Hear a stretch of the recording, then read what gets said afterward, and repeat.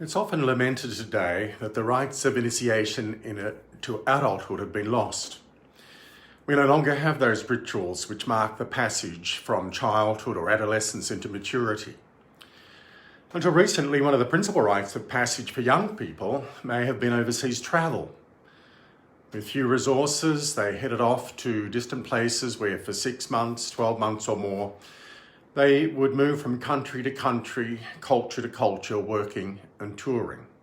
Often enough, they would then return home with a new sense of identity and ready for a commitment to work or study or relationship that they couldn't have mustered beforehand.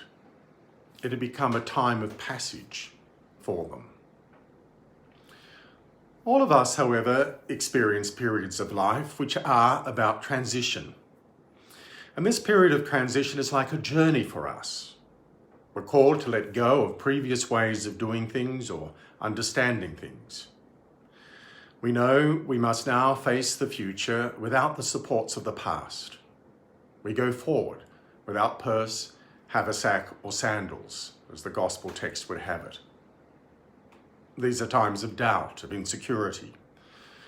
Surely we are in such a moment in our history now. Even the fragile confidence that the worst of the pandemic was behind us has evaporated with the onset of a new lockdown.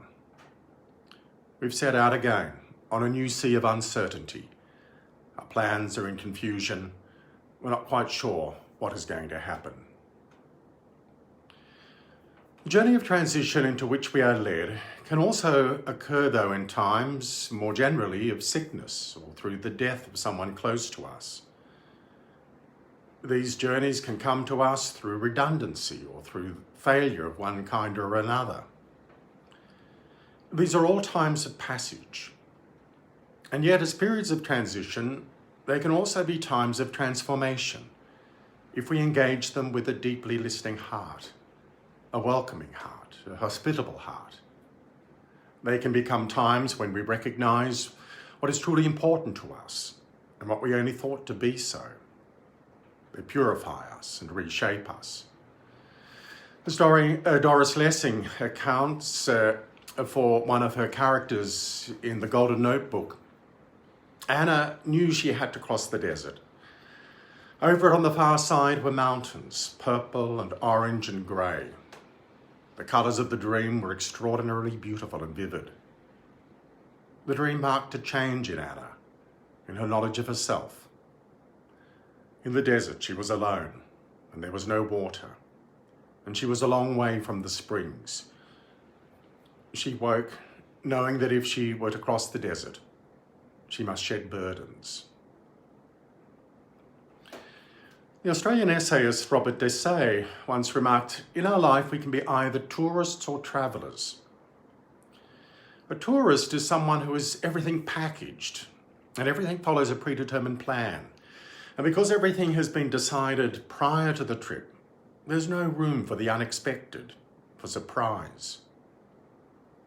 A traveller, on the other hand, is open to the unexpected and finds in the unscheduled a greater significance. As he writes, it means letting go of your sense of panic that whatever it is you've embarked on must follow a prescribed course, adding up to something. It means taking whatever happens to you, passing cat, the Mona Lisa, knocking over the teapot, and letting it tell you a story. It means letting time crumple, being in a dozen places at once and doing what you love doing most. Whether you travel or whether you tour is, I suspect, all a matter of your attitude to time.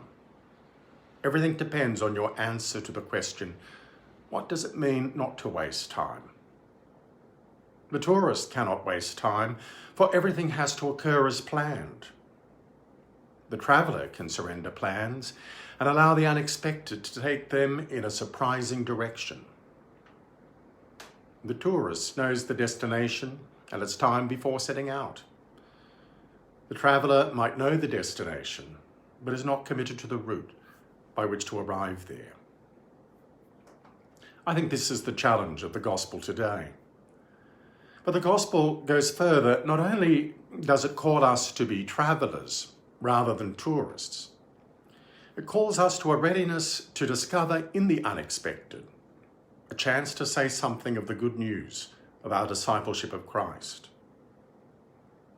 We are to do this as we go along, not with grand words or complicated concepts, but with the joy of the gospel, as Pope Francis has reminded us.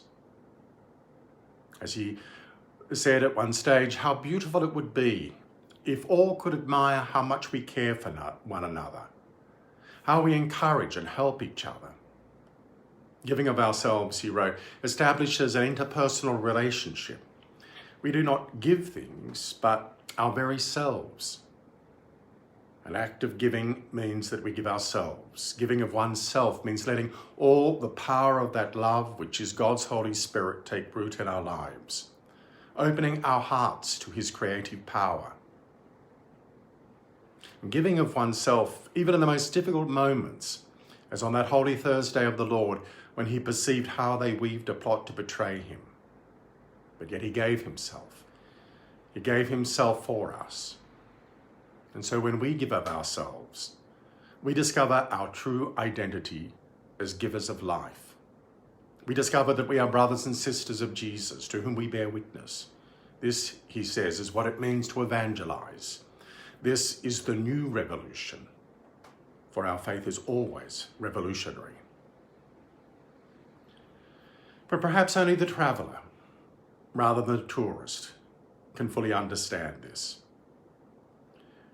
Through these difficult weeks that lie ahead, let us be travellers and let us be revolutionaries.